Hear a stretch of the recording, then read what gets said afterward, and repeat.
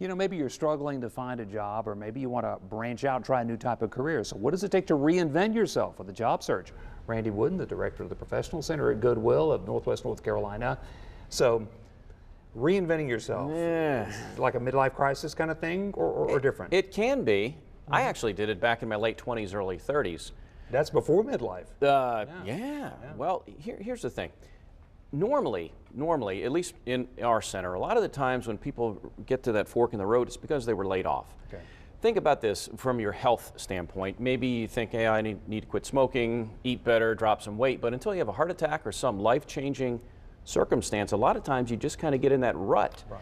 And so reinventing yourself is challenging. It's scary for a lot of folks. And no matter how you get to that point, once you're there, then it's, what are we going to do now? Yeah, the next part, that next step. Yeah, how do you determine that? I'm not a huge fan of assessments, but I do think they play a role in understanding what you're good at, what your interests are, and that sort of thing. But that alone is not where you need to go. You need to talk to people. If I say, hey, I'd like to be in TV, I need to go talk to somebody like you and figure out, and here are some of the things with informational interviewing that are important. I need to understand, what are the barriers that exist for me to enter that field? Is it education? Is it license? What have you? I want to understand a day in the life. I'd like to understand where the industry is headed, where your job function within the industry is headed, because with technology, some jobs are being phased out. So what kind of money is realistic? And all of those things coupled together help give me an idea that says, yes, not only am I able to do this kind of work, but I think I'd enjoy it. And you set that goal. You say, I want to do this. I want this to be my career. This is the best thing that could have happened to me. But how do you make that first step in that?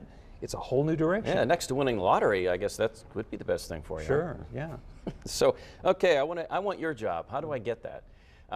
I need to be known to people in the field, just like you're known to other people in television. But if you wanted to step away from that, you have to make yourself known. So it's networking, it's talking to people who are in the field, it's going to LinkedIn and seeing who are those people that your friends know that could be of benefit to you. Now you've talked about that before. Those are great ways to find out. But all of a sudden you're going to a new field, and you're not in that same circle. And you say, networking.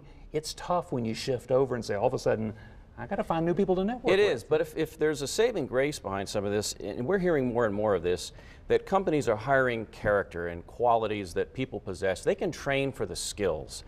And back some years ago, that necessarily wasn't the case, or we didn't hear that. And so, again, people hire and do business with people that they know, like, and trust. And if you're one of those people on their radar screen, you've got a fighting chance. But again, don't sit back and throw the same old resume at people and expect the phone to ring. You've got to go back and customize the resume and focus on your transferable skills and not a chronological recitation of where you've been, because where you've been isn't where you want to go next. Right. Randy, thanks very much. Great advice, as usual. And he's always got good advice. If you need to get in touch with Randy, his number 336-464-0516, or you can drop him an email. The address is on your screen right now, procenter@goodwillnwnc.org.